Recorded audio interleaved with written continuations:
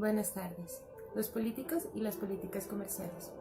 Para comprender un poco cómo funcionan las relaciones económicas dentro y fuera de un país, es importante tener en cuenta primero cuál es el proceso por el cual se construye la riqueza de una nación o se crea esta riqueza. Esto es muy fácil de decir, pero es un poco más complejo de hacer. Y es prácticamente tomar una materia prima, transformarla, casi siempre mediante la mano de obra, en un producto y ese producto comercializarlo. Para que esto suceda, influyen tres sectores principales. El sector más grande o el que agrupa mayor cantidad de personas es el mismo sector de los trabajadores, que es el mismo que son los electores, que son los mismos que son los consumidores. El siguiente sector es el sector ejecutivo o los políticos que han sido elegidos previamente manifestando una idea, han sido elegidos democráticamente casi siempre.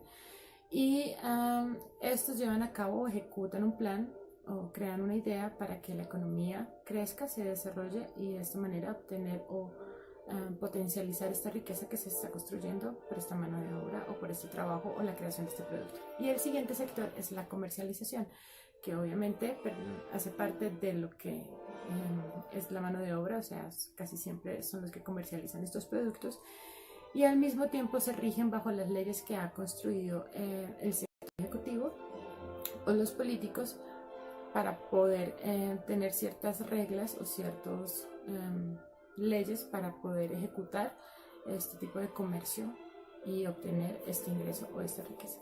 Entonces, al estar autorregulada la comercialización interna, es muchísimo más fácil de realizar que la comercialización externa. En la comercialización externa juegan diferentes factores, pero en los mismos sectores. ¿Qué voy con esto? Que, por ejemplo, hay organismos que intentan mediar dentro de las políticas de comercio exterior. Esto se ve desde más o menos la Segunda Guerra Mundial, el término de la Segunda Guerra Mundial, cuando se hizo el Banco Mundial, que jugaba en dólares, o bueno, hace sus políticas en dólares, el FMI, y después más adelante, sobre los años 70, en la Organización Mundial del Comercio. ¿Por qué se necesitan este tipo de regulaciones? Porque, por ejemplo, algunos países, aunque tengan políticas de mercado libre directas, o sea, sean países con una idea capitalista, pueden tener subsidios sobre alguna fabricación de sus productos, sobre todo los productos básicos, como por ejemplo la Unión Europea. Ellos subsidian la producción agrícola para que estos productos siempre estén disponibles para su población.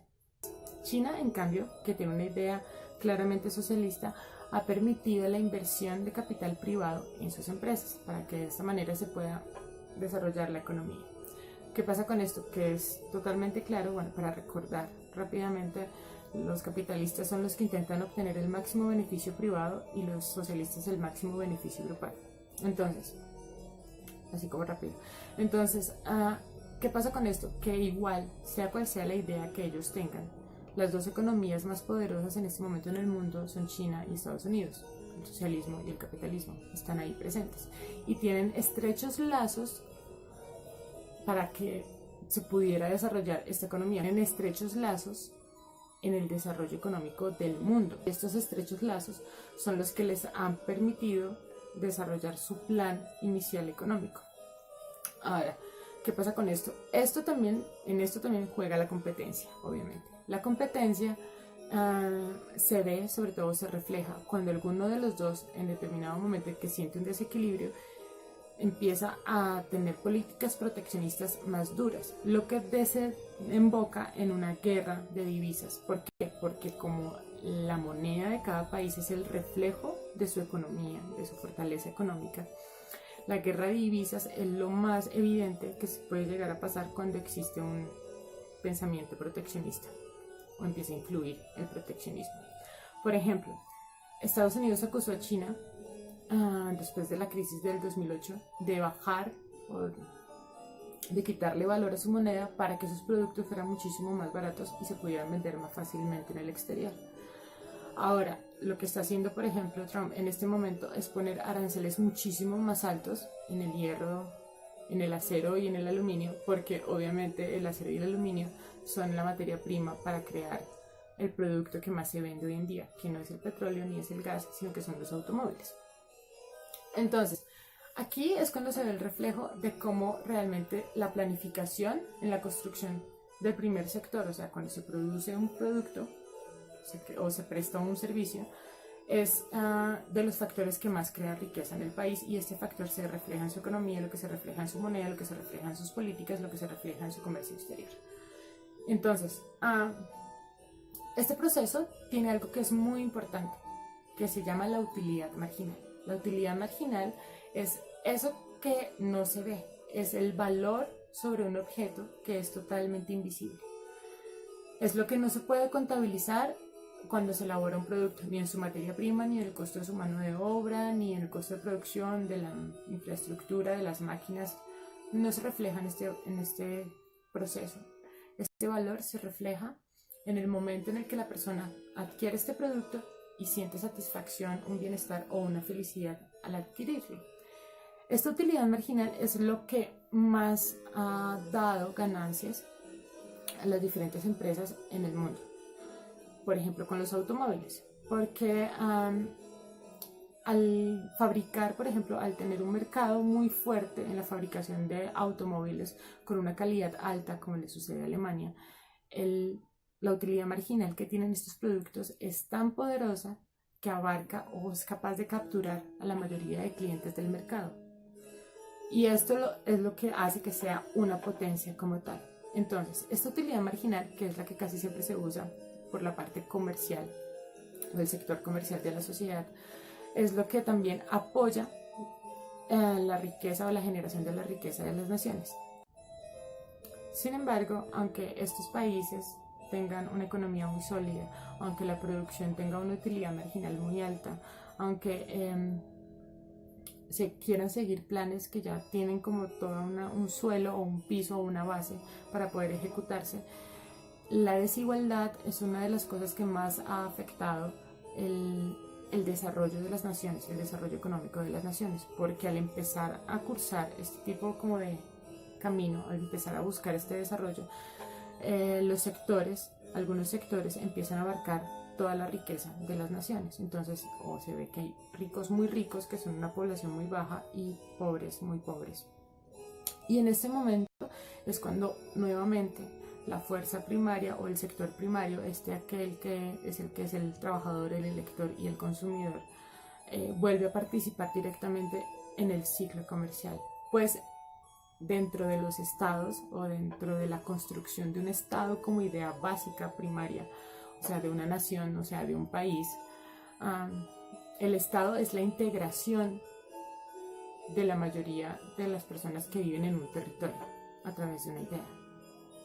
Y esto mismo se puede reflejar en algo que se llama el Estado de Derecho. Significa que esa integración se hace bajo unas leyes de constitución, de una constitución. Y al mismo tiempo esto puede derivar en un Estado de Derecho y democrático, lo que significa que estas personas participan bajo el conocimiento de estas leyes en la integración o en la construcción de este Estado. Por lo tanto, la mayoría de las constituciones que tienen los países hoy en día buscan algo que es la igualdad. Para encontrar esto que es la igualdad, se requiere que las posibilidades o que no exista, que las posibilidades de las personas que no han tenido como o no han nacido en ciertos privilegios sean las mismas que las personas que sí tienen cierto tipo de privilegios. Ahora, ¿qué pasa con esto? Que esto juega un papel muy importante en el momento electoral, pues la mayoría, o como se ve en los países, la desigualdad es tan grande que el sector de la clase media ha abarcado tanto que quiere pertenecer a los ricos, que olvida que hay un sector también muy grande de personas que no tienen los mismos recursos, que también tienen una capacidad electoral. Por lo tanto, ellos también van a participar en las democracias buscando este tipo de oportunidades para crecer y evolucionar económicamente y empezar a tener una situación más cómoda. Entonces, ¿a qué voy con todo esto? Que las políticas de economía juegan un papel importante, aunque a veces no muy notorio, en el momento electoral. La mayoría de las personas que quieren participar en política, o sea, los candidatos manifiestan que quieren aportar a la igualdad o a dar las oportunidades dentro de este sector que no se ve tan favorecido, y por lo tanto enriquecer a su país, pues la producción, el trabajo es lo que da esta riqueza a los países. Pero esto no está acorde a lo que busca la libertad del comercio. ¿A qué voy con esto? La escuela austriaca, que es la escuela que intenta buscar que la economía sea realmente capitalista, o sea, que los países se basen en una economía realmente capitalista, porque ningún país es capitalista totalmente, ningún país es socialista totalmente tampoco.